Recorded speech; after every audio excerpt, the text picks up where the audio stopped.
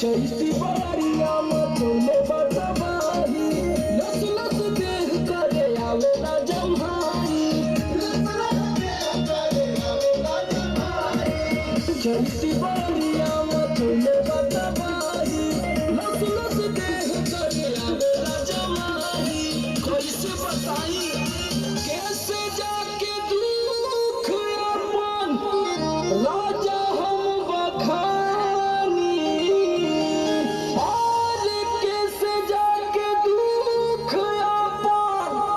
राजा हो बखानी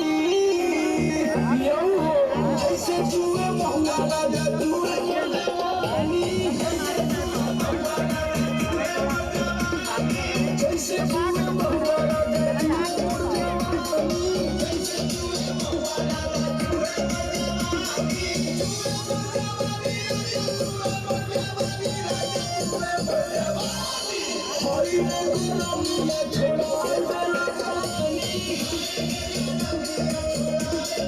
जैसे जुए महुआ राजा जुए जवानी लागत कि सब लुटा जाइए राजा जी।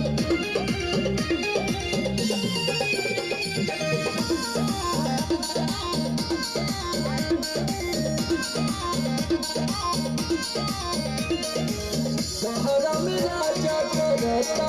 ड्यूटी सदर बिगड़ जाता हमरो ड्यूटी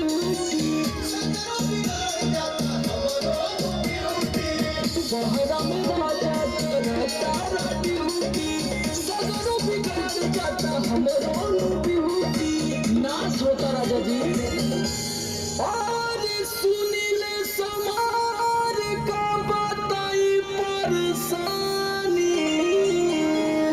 और सुनील समार का बताई परेशानी रउआ बुझाते नहीं थे कैसे जुए महुआ राजा जुए जवानी कैसे जुए महुआ राजा जुए जवानी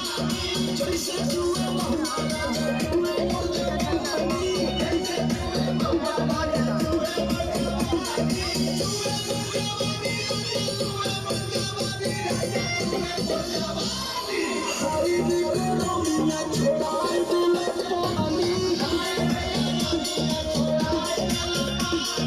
जैसे